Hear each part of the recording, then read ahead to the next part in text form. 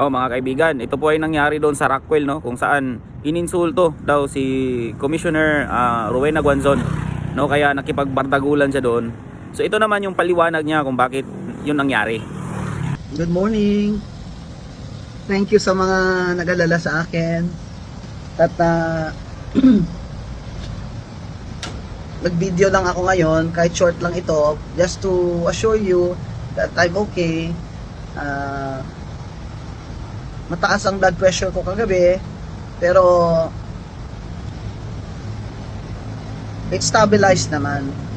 And alam nyo naman ako, hindi naman ako nagagalit kung hindi talagang sukdulan yung injustice or mali, di ba?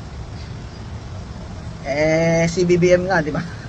Tumayo ako doon sa cathedral at talagang speech ako doon na halos walang pahinga na.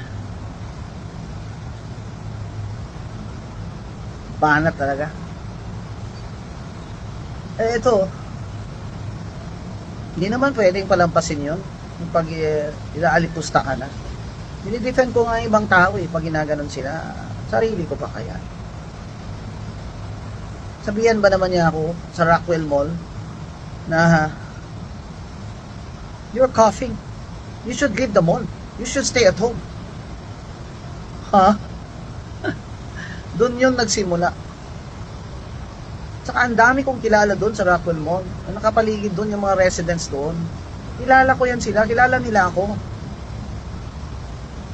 Isa pa nga sinabi pa siya sa akin nung tinuntahan ko siya, I'm sorry sir for the commotion. Sabi nga niya,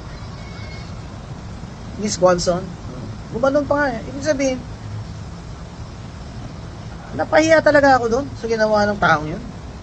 Sabihan ka ba naman, don't you have money to buy a mask? Bawal pala sa kanya kahit umubo ka lang minsan, kahit nasa public place ka, Rockwell Mall ka. Ano yung mga tao doon, they're very courteous, ha? They say hello to each other, you know, familiar faces. Obviously hindi siya taga doon. Later we found out hindi talaga sila taga doon, kasi nung nasa police station na sila, syempre may mga ID na sila. Nagreklamo po talaga ako sa police and filed the case for unjust fixation and grave oral defamation last night. Kahit gabing-gabi na I wasn't feeling well and I'm tired and I had no dinner. Many people naman na kontra sa akin, they're taking advantage of this to malign me. Pinapaalala ko lang po sa tumuha ng video na bawal po talaga sa batas yun, kaya pinagbabawal yun sa Rockwell Mall. You have violated my right to privacy and that is a criminal offense. Kaya sana po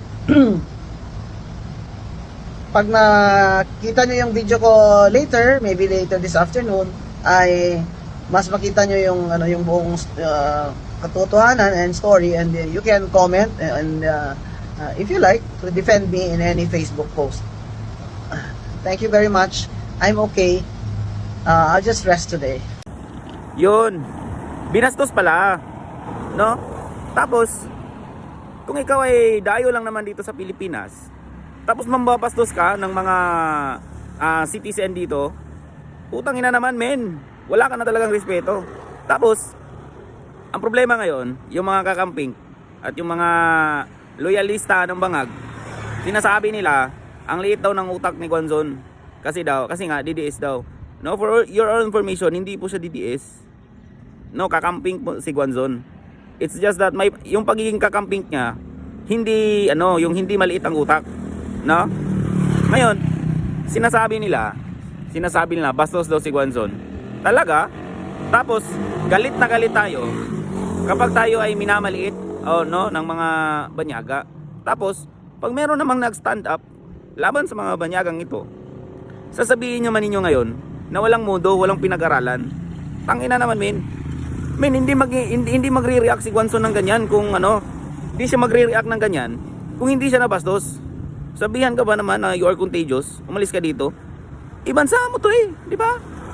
Tapos paaalisin ka ng Chino sa loob mismo ng bansa natin,